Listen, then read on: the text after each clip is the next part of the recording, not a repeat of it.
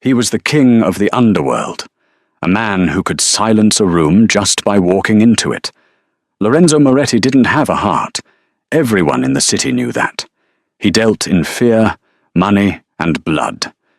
But on a rainy Tuesday night, in a cheap diner that smelled like grease and despair, the impossible happened. He brought his dying mother in for a meal she refused to eat. The staff was shaking. The manager was sweating. Until a quiet waitress named Katie stepped forward and whispered 6 words in a dialect that hadn't been spoken in his village for 20 years.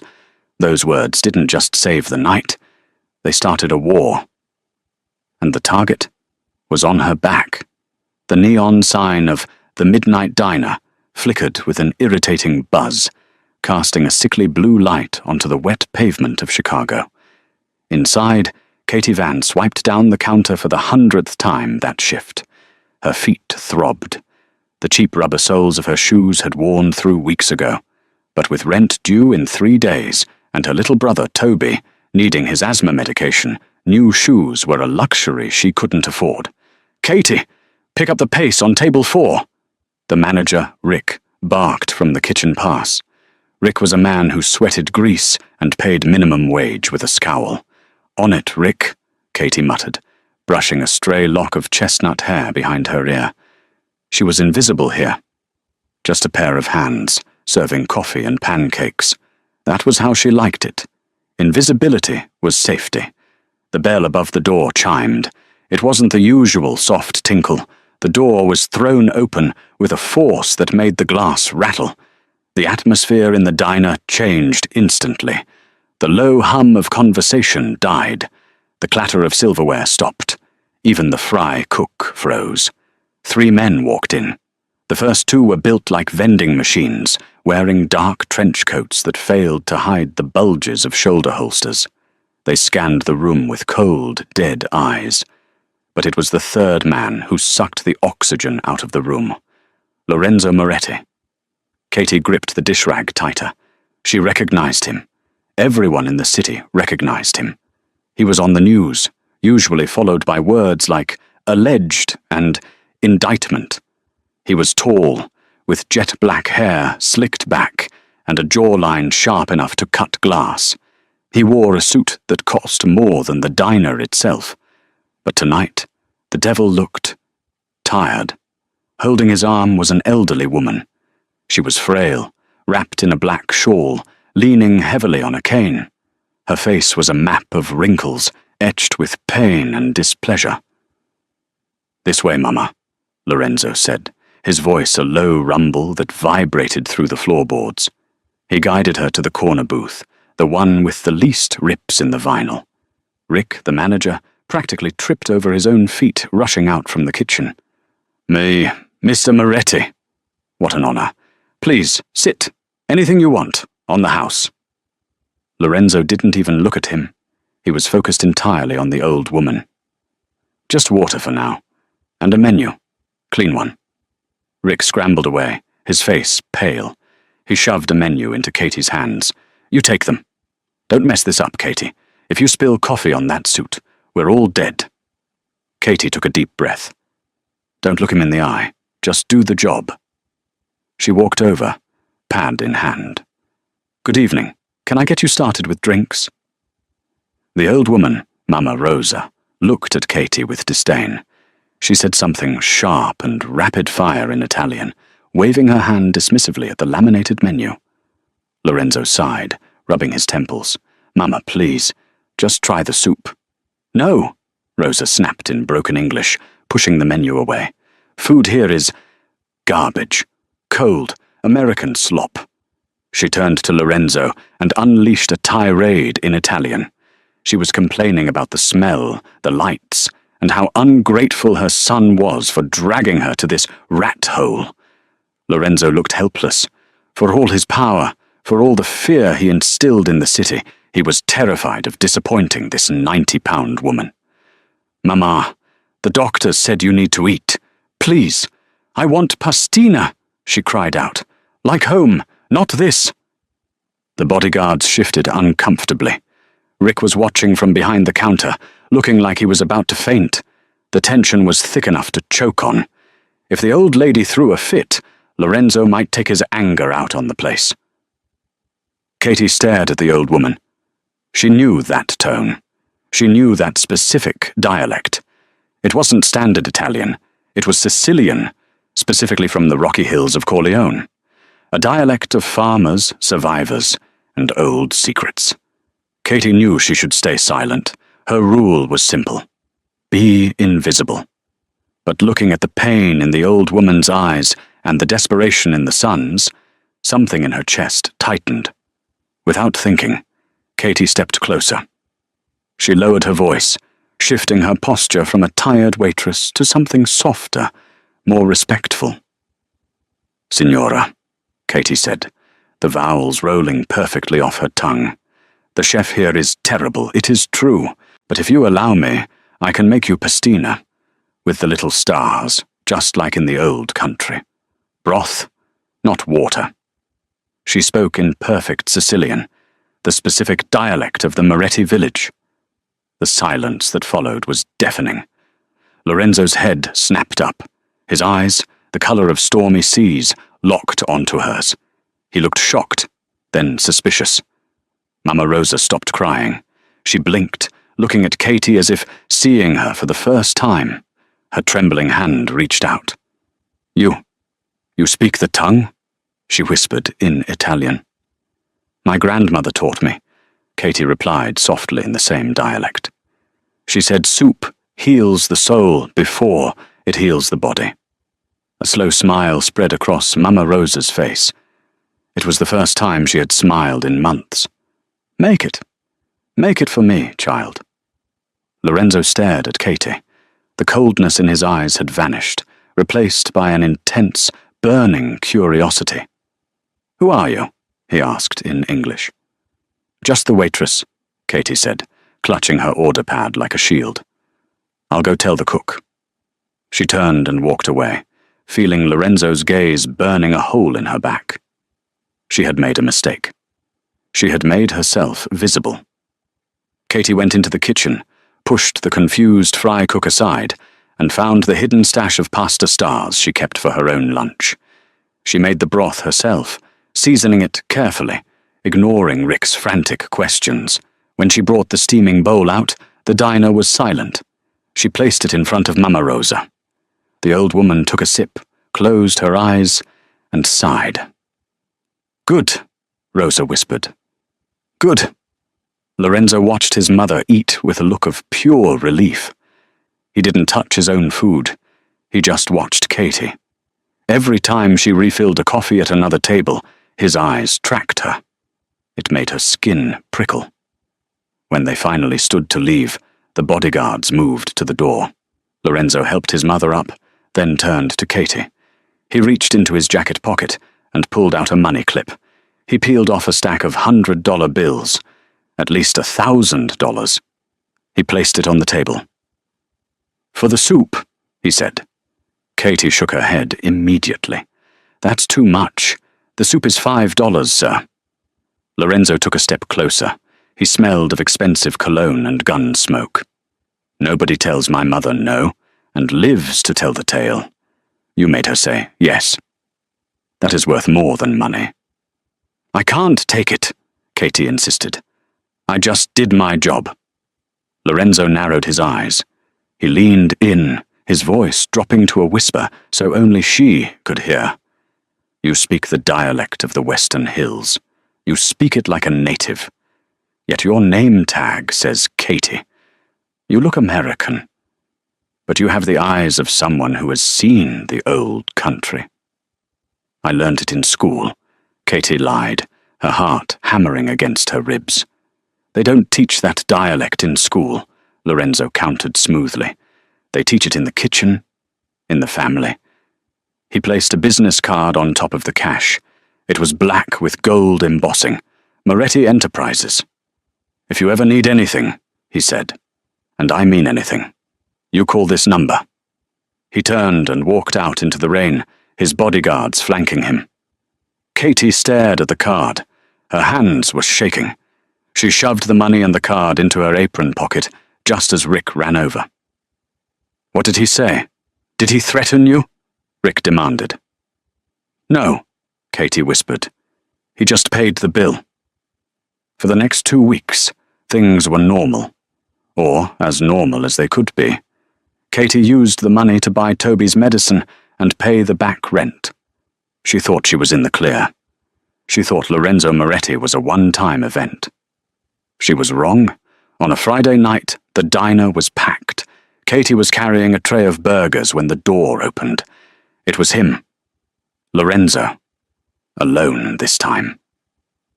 He didn't sit in a booth. He sat at the counter, right in front of her station. He was wearing a casual leather jacket that made him look younger, dangerous in a different way. "Coffee," he said when she approached. "Black." Katie poured it, her hand trembling slightly. "Where is your mother?" "Resting." "She asked about you," Lorenzo said, taking a sip. "She calls you the girl with the golden voice. She wants you to come to dinner." Katie froze. "Mr. Moretti, Lorenzo," he corrected. "And it wasn't a request. My mother is difficult. She has fired 3 nurses this week because they don't understand her. She wants you." "I'm a waitress, not a nurse," Katie said, trying to keep her voice steady. "And I can't just leave." "I'll pay you triple what you make here," Lorenzo said calmly. "Just to sit with her, talk to her in the dialect, read to her." "I can't," Katie said, a little too sharply. Lorenzo put the cup down. The cafe went quiet around them again. "Why are you afraid of me, Katie?" "I'm not," she lied. "You are," he said softly.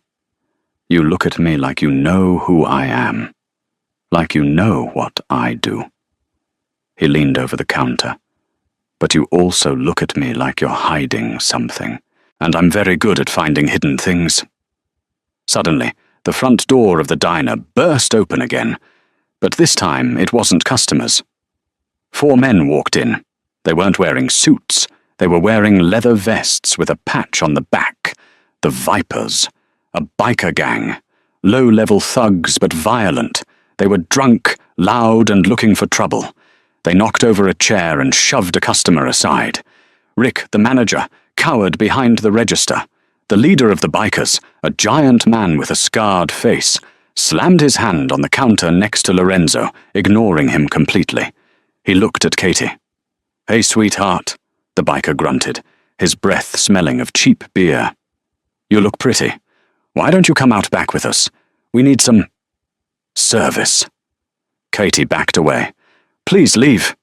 "Don't be shy," the biker sneered, reaching over the counter to grab her wrist. Katie gasped, pulling back, but his grip was like iron. "Let go of her," a voice said. It was calm, almost bored. The biker turned to look at the man sitting next to him. He looked at Lorenzo's expensive haircut, the lack of tattoos visible. He laughed. "Or what, pretty boy? You gonna call the cops?" Lorenzo didn't stand up. He didn't even look at the biker. He just swirled his coffee. "I don't call cops," Lorenzo said. "Let her go." The biker laughed and pulled a knife from his belt, jamming it into the counter inches from Lorenzo's hand. "Walk away, rich boy, before I cut that pretty face." Lorenzo finally looked at him, and in that moment the entire diner felt the temperature drop 20 degrees. "You just made the last mistake of your life," Lorenzo whispered. The violence happened so fast that Katie barely registered it. One moment, the biker was sneering.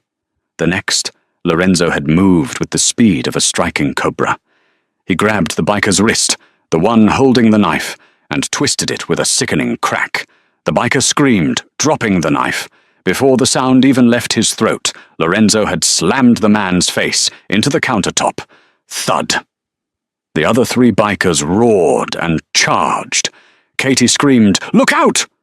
Lorenzo stood up, spinning on his heel. He wasn't brawling, he was dismantling them. He dodged a heavy punch, landed 2 precision strikes to a biker's ribs, and sent him crashing into a table. The 3rd man swung a chain. Lorenzo caught it, yanked the man forward, and delivered a knee to the gut that folded him in half. It took less than 20 seconds. 4 bikers lay groaning on the floor. Lorenzo stood in the middle of the chaos, barely breathing hard. He adjusted his leather jacket, then picked up his napkin and wiped a speck of blood off his knuckles. He looked at Katie. Her eyes were wide, her chest heaving. She was terrified, but not of the bikers. She was terrified of him. "I hate interruptions," Lorenzo muttered. He reached into his pocket, pulled out a wad of cash, and threw it at the trembling manager, Rick, for the damages, and for the inconvenience. He turned back to Katie. "As I was saying, my mother expects you for dinner tomorrow. My driver will pick you up at 7. Katie stammered. "You just broke their bones." "They touched you," Lorenzo said simply. The intensity in his voice took her breath away. "Nobody touches what is mine." Katie's heart stopped.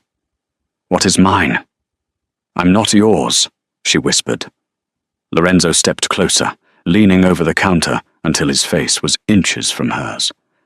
"Not yet. But you have a secret, Katie. I saw it in your eyes when I fought them. You didn't flinch at the violence. You assessed it. You watched my technique." He smiled, a dangerous, wolfish grin. "You aren't just a waitress, and I'm going to find out exactly who you are. 7 p.m., don't be late." He turned and walked out into the night, stepping over the moaning biker on the floor. Katie watched him go, her legs giving out. She sank to the floor behind the counter. She pulled her phone out of her pocket with shaking hands. She dialed a number she hadn't called in 3 years. "Hello?" A distorted voice answered on the other end. "Uncle Tony," Katie whispered, tears stinging her eyes. "I have a problem. Lorenzo Moretti found me." "Did he recognize you?" The voice hissed urgently. "No," Katie said. "Not yet. But he's looking. And he likes me." "Listen to me carefully, Sophia," the voice said, using her real name. "You have to run. If Moretti finds out you are the daughter of the man who betrayed his father, he won't date you. He will kill you." "I can't run," Katie sobbed. "Toby is sick. He's in the hospital program here. If we leave, he loses the treatment. He'll die." "Then you have to play the game," Uncle Tony said darkly. "Get close to him. Make him trust you. Make him fall in love with you. It is the only shield you have. Because if his rival, Marco Vetti, finds out you're in town before Lorenzo does, you're dead anyway." Katie hung up the phone. She looked at the business card Lorenzo had left the first night. Moretti Enterprises. She wasn't just a waitress anymore. She was a spy in the house of the devil. And the scariest part wasn't that he might kill her. The scariest part was the way her heart had raced when he said, "Nobody touches what is mine." The car that picked Katie up was not a taxi. It was a Rolls-Royce Phantom, black as midnight, with tinted windows that turned the world outside into a grey blur. The driver, a man with a neck as thick as a tree trunk named Dante, didn't say a word. He just opened the door and waited. Katie sat in the back, her hands clasped tightly in her lap to stop them from shaking. She was wearing a simple navy dress she had bought from a thrift store that morning, modest, respectful. She had pinned her hair back, trying to look like Katie the waitress, not Sophia, daughter of the traitor. Every mile they drove away from the city and toward the wealthy estates of Lake Forest. The knot in her stomach tightened. She was driving into the heart of the beast. The Moretti estate was a fortress. Iron gates, 12 feet high, swung open slowly. Cameras tracked the vehicle's every move. As the car pulled up the winding driveway, Katie saw armed guards patrolling the perimeter with German shepherds. This wasn't a home, it was a compound. Dante opened the door. "Mr. Moretti is in the library. He said to bring you there first." Katie nodded, her throat too dry to speak. She followed Dante through the massive oak double doors. The house smelled of lemon polish, old wood, and money. It was silent, cavernous, and intimidating. They reached a set of mahogany doors. Dante knocked once, then pushed them open. The library was 2 stories high, filled with books that looked like they hadn't been touched in a century. A fire crackled in a massive stone hearth. Standing by the fireplace, swirling a glass of amber liquid, was Lorenzo. He looked different than he did in the diner. He wasn't wearing a suit jacket, just a white dress shirt with the top buttons undone and the sleeves rolled up, revealing tanned forearms marked with faint, jagged scars. He looked less like a king and more like a warrior at rest. "You came," Lorenzo said, turning to face her. The firelight danced in his eyes. "I didn't think I had a choice," Katie replied, her voice echoing slightly in the large room. Lorenzo smirked, walking toward her. "There is always a choice, Katie. But I'm glad you made the right one." He stopped 2 feet away from her. The air between them crackled with static electricity. "My mother is upstairs getting ready. She is excited. She hasn't been excited about anything since my father died." "I'm just here to help," Katie said, avoiding his gaze. She looked at the bookshelves. "You have a lot of history here." "We keep our history close," Lorenzo said, his voice dropping an octave, "so we don't repeat the mistakes of the past." Katie froze. Was that a test? Lorenzo took another step. He was close enough now that she could smell the whiskey and sandalwood on him. He reached out, his fingers brushing a loose strand of hair from her face. His touch was incredibly gentle, at odds with the violence she had seen him inflict the night before. "You are trembling," he whispered. "I'm intimidated," she admitted. That part wasn't a lie. "Good," Lorenzo said, his eyes searching hers. "Fear keeps you sharp. But you don't need to fear me tonight. Tonight you are a guest, a friend of the family." He offered her his arm. "Shall we? Mama Rosa is waiting." Dinner was served in a dining room that could seat 30 people, but the table was set for only 3. Mama Rosa sat at the head, looking frail but alert. When she saw Katie, her face lit up. "Katie, come sit next to me," Rosa cried out in the Sicilian dialect. Katie smiled, the language acting as a bridge, allowing her to slip into the persona she needed. "Good evening, Signora. You look beautiful tonight." For the next 2 hours, Katie performed the greatest acting role of her life.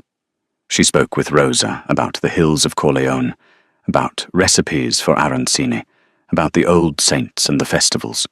She made up stories about a grandmother she never had, weaving details from her actual childhood, details she had learned from her own father before he turned traitor, into a tapestry of lies.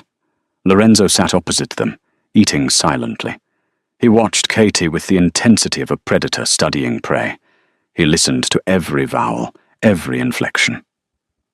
"You know," Lorenzo said suddenly, switching to English, cutting through the warm atmosphere.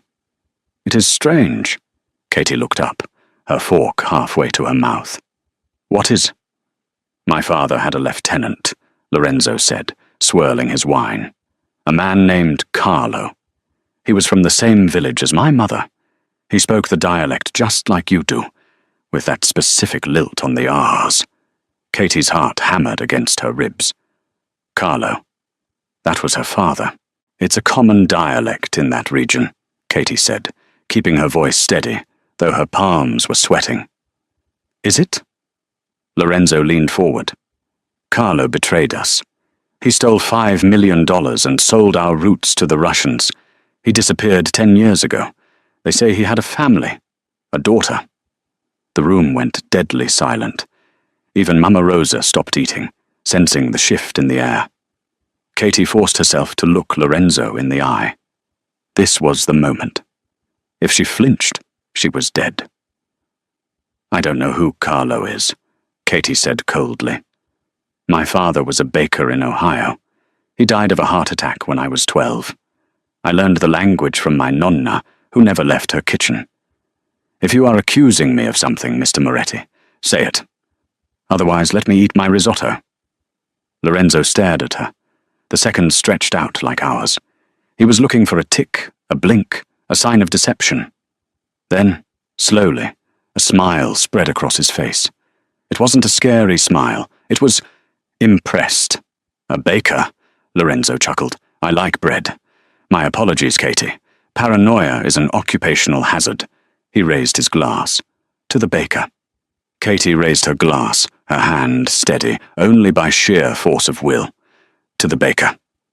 She had survived the first test, but as she drank the wine, she knew it was only the beginning. Lorenzo wasn't convinced. He was just intrigued. After dinner, Mama Rosa grabbed Katie's hand. You will come back? Tomorrow? Katie looked at Lorenzo. He was leaning against the doorframe, arms crossed, watching her. I work at the diner, Signora, Katie said. I bought the diner, Lorenzo said, casually. Katie whipped her head around. You what? I bought the building this morning, Lorenzo said, checking his expensive watch. Rick is now my employee. And so are you. Your shift at the diner is cancelled. Your new shift is here. Every evening. Triple pay. Benefits. And I'll cover whatever medical expenses your family might have. Katie felt the trap snap shut. He had done a background check. He knew about Toby's illness. He just didn't know who she really was. Yet. You researched me, she said. I protect what matters to me, Lorenzo replied. My mother matters. You make her happy. So, you matter. He walked her to the car. Before she got in, he held the door. Katie, he said softly. Yes? Don't lie to me again, he whispered, his voice dropping to that dangerous rumble. I can forgive a lot of things, but I don't forgive lies. He closed the door, leaving her in the dark, terrified and exhilaratingly alive. 3 weeks passed. Katie, now living a fractured double life, had become a fixture at the Moretti estate. Every evening she went to the mansion. She read to Mama Rosa, helped her with her physical therapy, and slowly, agonizingly, she got closer to Lorenzo. She saw the man behind the monster. She saw him playing chess with his nephew. She saw him exhausted after long meetings, rubbing his eyes with a vulnerability the world never saw, and she saw the way he looked at her, like she was the only source of light in a very dark room. It was becoming harder to report back to Uncle Tony. Does he trust you yet? Uncle Tony asked during one of their burner phone calls. Katie was hiding in the bathroom of her small apartment, the shower running to mask her voice. I think so, Katie whispered. He leaves files on his desk when I'm around. He talks about shipments.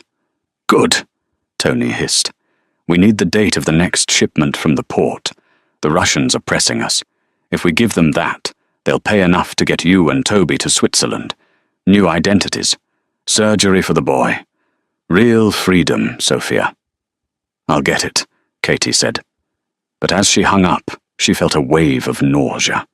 She was betraying the man who was paying for her brother's current treatment, the man who had started looking at her not just with desire, but with something terrifyingly close to affection. The next night was the turning point, the annual Children's Hospital Gala. It was the biggest social event in Chicago. The Mafia didn't officially attend, but legitimate businessmen, like Lorenzo Moretti, were the guests of honor. When Katie arrived at the estate that afternoon, she found a box on the bed in the guest room she used. Inside was a dress. It was red. Deep, blood-red silk, backless, with a slit that went up to her thigh. It was elegant, screaming of danger and passion. There was a note. Wear this. You are my +1. Katie put it on.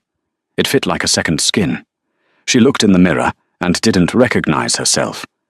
She looked like a queen of the underworld. When she walked down the grand staircase, Lorenzo was waiting at the bottom. He was wearing a tuxedo, his hair perfectly styled.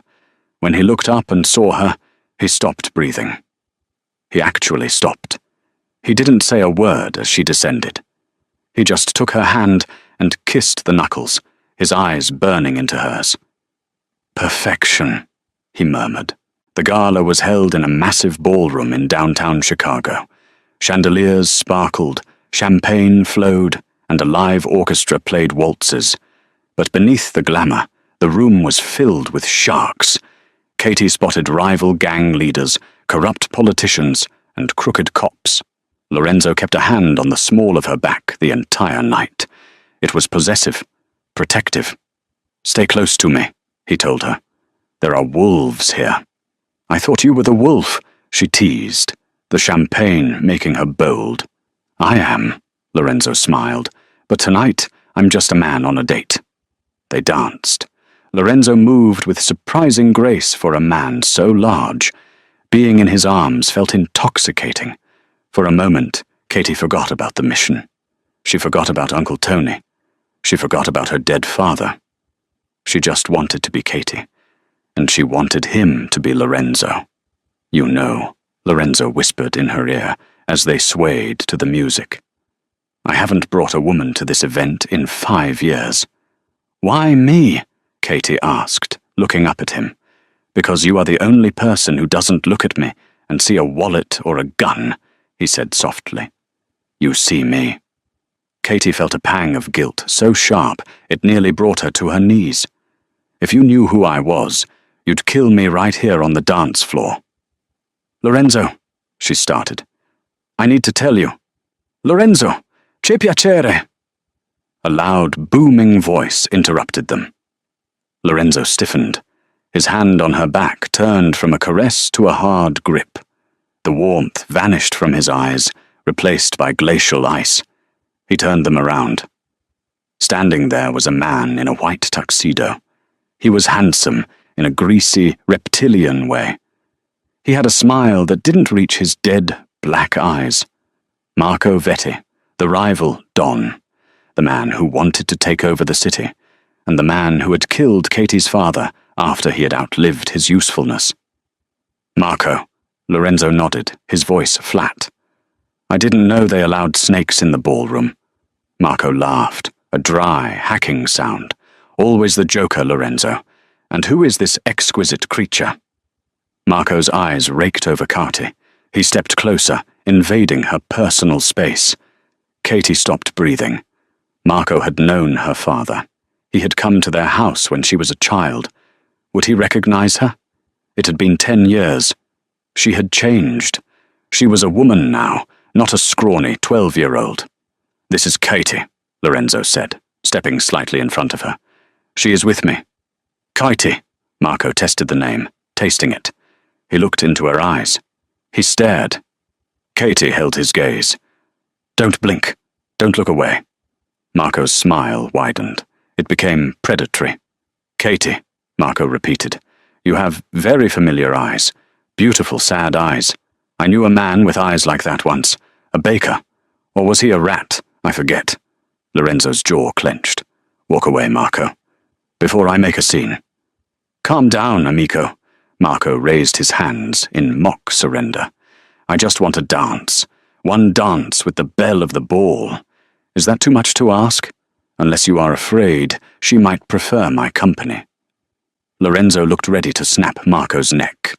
But causing a scene here, in front of the mayor and the police commissioner, was bad business. "It's up to the lady," Lorenzo growled. Katie knew she had to defuse the situation.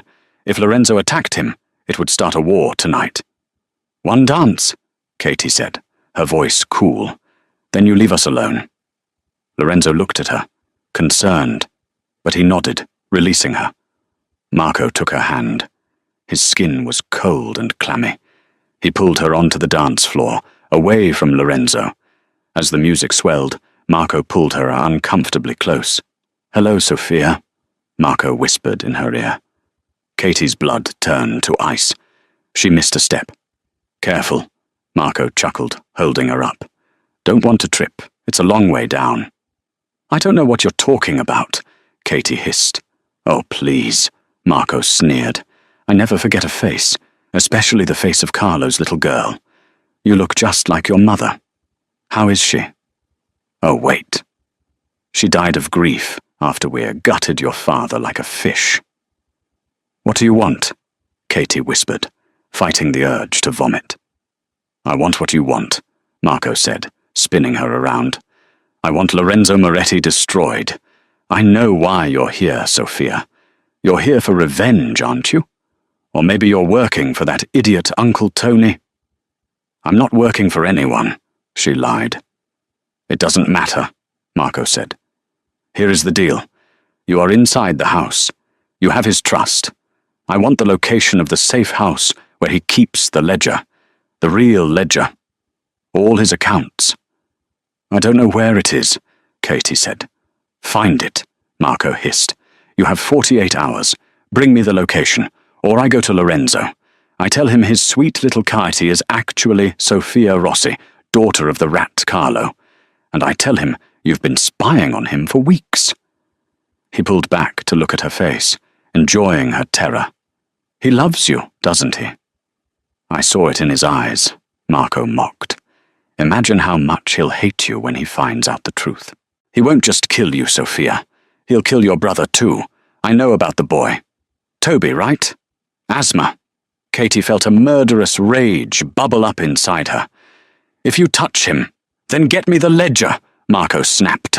"Friday night, midnight, behind the old shipyard. Bring the location, or I send Lorenzo a picture of you and your daddy." The music ended.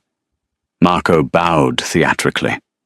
"Thank you for the dance, Katie," he said, loud enough for Lorenzo to hear as he approached. Marco walked away, disappearing into the crowd. Lorenzo was at her side instantly. "What did he say to you? You're pale." Katie looked at Lorenzo. He looked concerned, protective. He was ready to burn the world down for her, and she had to betray him to save her brother. He threatened to hurt your business," Katie lied, her voice trembling. Lorenzo wrapped his arm around her, pulling her tight against his chest. "He can't touch us. As long as you are with me, you are untouchable. I promise you." Katie buried her face in his jacket, smelling his scent. Tears leaked from her eyes, soaking into his expensive tuxedo. "I know," she whispered. But she knew he was wrong. She wasn't untouchable. She was a ticking time bomb, and the timer had just started counting down. The drive back from the gala was suffocatingly quiet. Lorenzo held Katie's hand the entire way, his thumb tracing soothing circles on her palm, unaware that her heart was beating out a rhythm of pure panic. 48 hours. Find the ledger. Or Toby dies. When they arrived at the estate, the house was dark. The staff had retired.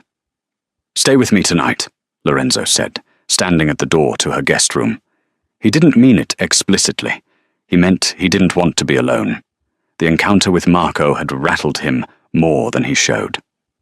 I can't," Katie stammered. "I have a headache. The champagne." Lorenzo nodded, looking disappointed, but respectful. He kissed her forehead. "Rest, Katie. I have work to do in the study anyway. I'll see you in the morning." He walked away down the hall. Katie watched him go, a tear slipping down her cheek. She waited 10 minutes, then 20. Then she took off her heels, barefoot in the expensive red dress, and crept into the hallway. She knew where the study was. She knew Lorenzo kept the real work hidden behind a painting of the Roman Colosseum. She had seen him glancing at it. She reached the study door. It was cracked open slightly. She peeked inside. Lorenzo was slumped in his leather chair, a glass of whiskey in his hand, staring at the fire. He looked burdened, heavy with the weight of his empire. After a moment, he finished the drink, stood up, and left the room through the side door that led to his private quarters. This was her chance. Katie slipped inside. She moved to the painting and felt behind the frame. A latch clicked. The painting swung forward, revealing a heavy steel safe. The combination. Marco had said it was her father's birthday. It was a test to see if Lorenzo was sentimental, or maybe it was something else. She tried Lorenzo's birthday. Error. She tried Mama Rosa's birthday. Error. Her hands were sweating. One more try before the alarm triggered. She thought about what Lorenzo had said earlier. I protect what matters. She typed in the date of the day they met at the diner. The day she made the soup. Click. The green light flashed. Katie's heart stopped. He had changed his safe combination to the day he met her. The guilt crashed into her like a wave, almost drowning her. He loves me, and I am about to destroy him. She pulled the heavy door open. Inside were stacks of cash, passports, and a thick, leather-bound book. The ledger. She grabbed it. Her hands shook as she opened it. She needed to verify it was the right one before she took it to Marco. She flipped through the pages. It was a detailed list of every bribe, every shipment, every illicit deal for the last 20 years. It was enough to put Lorenzo away for life. It was enough to get him executed by his rivals. She turned to the older entries, looking for her father's name. Carlo Rossi. She found it. The entry was dated 10 years ago, but it didn't say traitor. It didn't say stolen funds. The entry read, Carlo Rossi, payment 5 million purpose, life insurance for his daughter, Sophia. Status, hero, sacrificed himself to Marco Vetti to save the Moretti shipment. Cover story, labeled traitor to protect family from Vetti's retaliation. Katie gasped, covering her mouth to stifle a scream. The book fell from her hands, onto the carpet. Her father wasn't a rat. He was a hero. He hadn't stolen the money. Lorenzo's father had given it to him to hide away for her. And Marco Vetti, the man currently blackmailing her, was the one who had killed him. Marco had lied to her. Uncle Tony had lied to her. They had used her grief to turn her into a weapon against the very people who had tried to protect her father. I see you found the reading material. The voice came from the doorway. Deep, calm, terrifying. Katie spun around. Lorenzo was standing there. He wasn't surprised. He wasn't angry. He was leaning against the doorframe, holding a gun. But the gun wasn't pointed at her. It was pointing at the floor. Lorenzo, she choked out. I can explain. You don't need to, Lorenzo said, walking into the room. He holstered the gun. I knew who you were the moment you made the soup, Sophia. Nobody makes pastina like Carlo's mother did. He taught you well. You knew? Katie whispered. And you let me stay? I promised your father I would look after you, Lorenzo said, stopping in front of her. I lost track of you when you changed your name and moved. When you walked into my life, I couldn't believe it. I wanted to tell you the truth. But I saw the fear in your eyes. I knew someone had poisoned you against me. He looked down at the ledger on the floor. Marco? Yes, she wept. He has Toby. He said he'd kill him if I didn't bring him the book. Lorenzo's expression darkened. The temperature in the room plummeted. The sadness vanished, replaced by the cold, lethal rage of the Godfather. He threatened the boy? Lorenzo asked softly. Yes. Lorenzo picked up the ledger. He dusted it off and handed it to her. Then take it to him, Lorenzo said. Katie stared at him. What? This destroys you. Take it to him, Lorenzo repeated. Meet him exactly where he said. Give him what he wants. He reached out and cupped her face, wiping away a tear with his thumb. But wear a coat, he whispered. It's going to be a cold night at the shipyard. The shipyard was a graveyard of rusted metal and forgotten ghosts. A thick, freezing fog rolled off Lake Michigan, swallowing the rows of shipping containers in a milky haze. The only sound was the distant groan of a crane settling in the wind and the frantic rhythm of Katie's own heart. She stood under the buzzing halo of a single halogen street lamp. The light turned her red dress into a beacon of blood against the grey night. She clutched the heavy leather ledger to her chest so tightly her knuckles were white.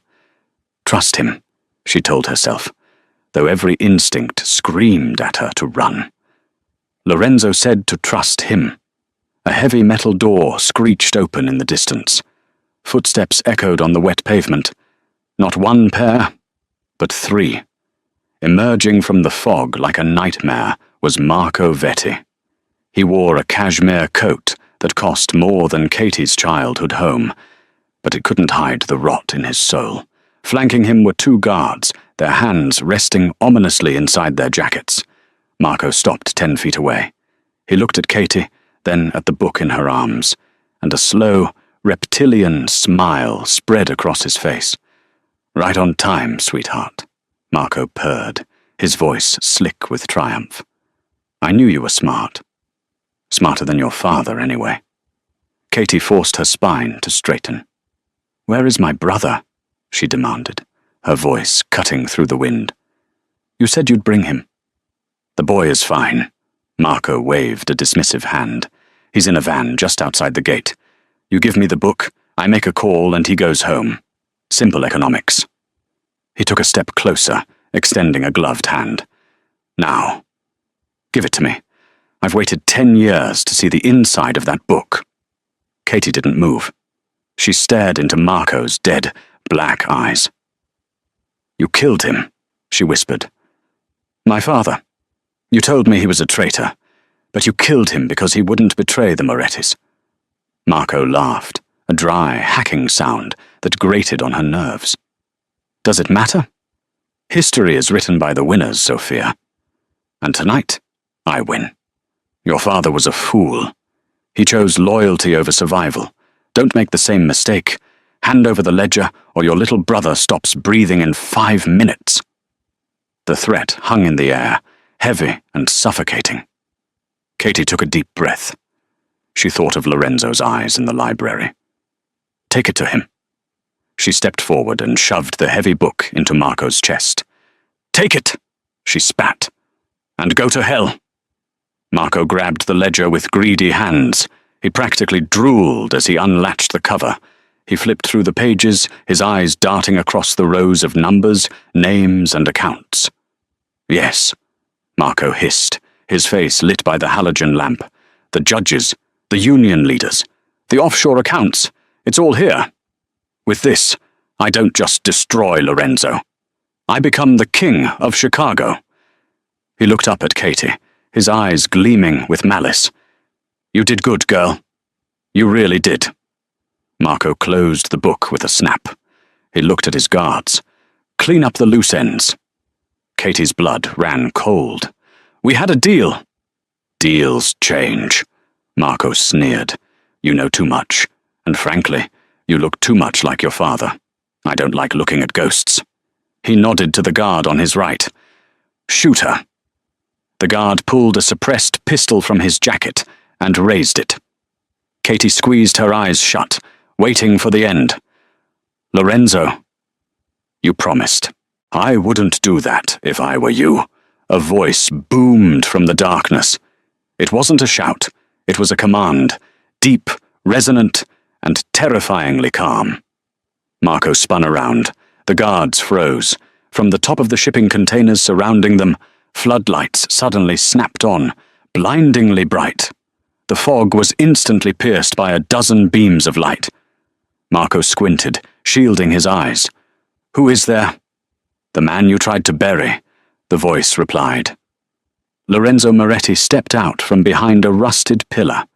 He walked into the circle of light with the casual confidence of a predator entering a pen of sheep. He wasn't wearing a coat. He was in his tuxedo from the gala, the bow tie undone, looking like the personification of vengeance. "Lorenzo," Marco stammered, clutching the ledger to his chest like a shield. How are you here?" "You threatened my family, Marco," Lorenzo said, stopping beside Katie. He didn't look at Marco. He looked at Katie, checking her for injuries.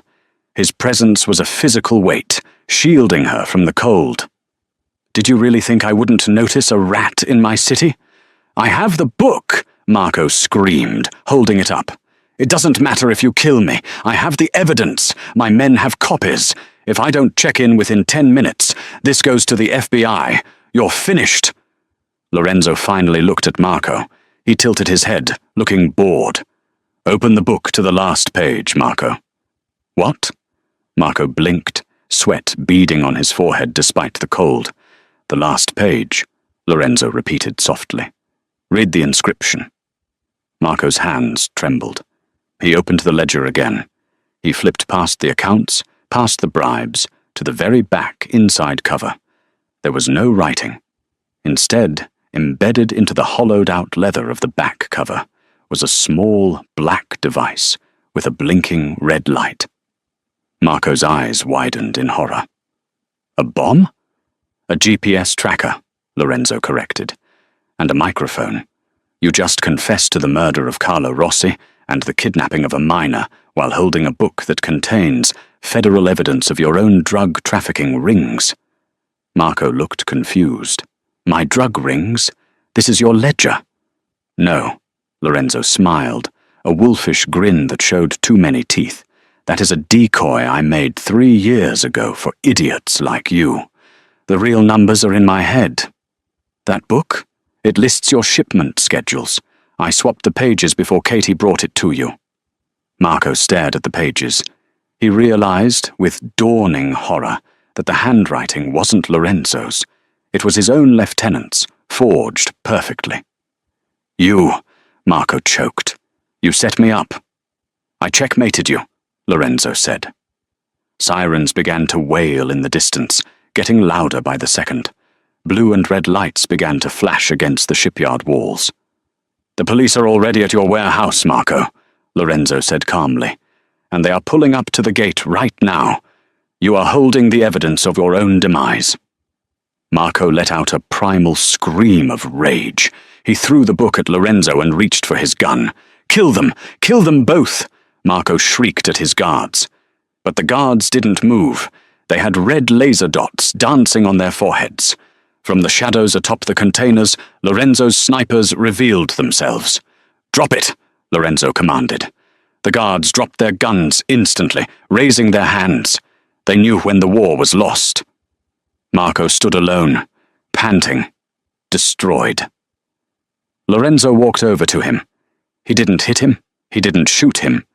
He simply leaned in close, his voice a low rumble that only Marco and Katie could hear. My father respected you once, Lorenzo whispered, but you forgot the first rule of our world. You don't touch the women, and you never touch the children. Lorenzo turned his back on him. He's all yours, officers, he shouted toward the approaching sirens. Marco fell to his knees in the mud, defeated as a SWAT team swarmed the area. Katie didn't watch the arrest. She only had eyes for the man standing in front of her.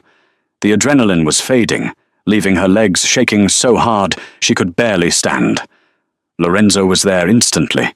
He caught her by the waist, pulling her flush against his hard chest. His heat soaked into her freezing body. Toby, she gasped, grabbing the lapels of his tuxedo. Safe, Lorenzo promised, his hands coming up to cup her face, his thumbs wiping away the tears. She hadn't realized she was crying. My driver picked him up before you even left the house. He is at the estate, probably beating Mama Rosa at cards right now. He is untouched, Sophia. I swear it on my life.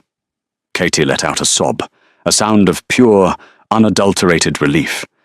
She buried her face in his neck, inhaling the scent of sandalwood and rain. You knew, she muffled into his shoulder. You knew I was lying to you for weeks, and you still gave me the book. You still came for me. Lorenzo pulled back slightly so he could look into her eyes. His expression was open, vulnerable, in a way the world never saw. I didn't trust Sophia the spy, he murmured, his thumb tracing her lower lip. But I trusted Katie the waitress. I trusted the woman who defended my mother when no one else would. I trusted the woman who looked at me and didn't see a monster.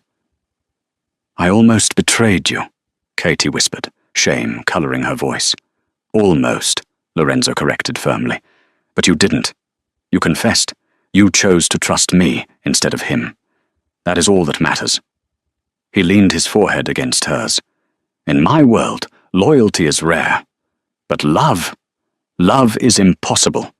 You did the impossible, Katie. You stole my heart.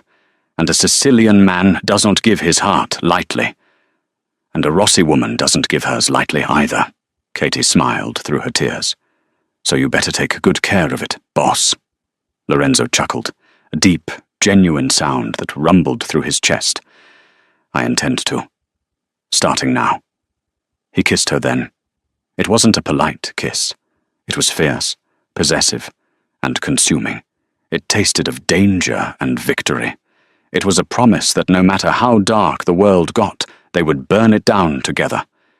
Behind them, the police led a handcuffed Marco away. The nightmare was over. Lorenzo broke the kiss but kept her close. He took off his tuxedo jacket and draped it over her shoulders, wrapping her in his warmth. Come, he said, guiding her toward the waiting limousine that had pulled up through the fog. Let's go home. Mama is waiting, and I believe you owe me a bowl of that soup.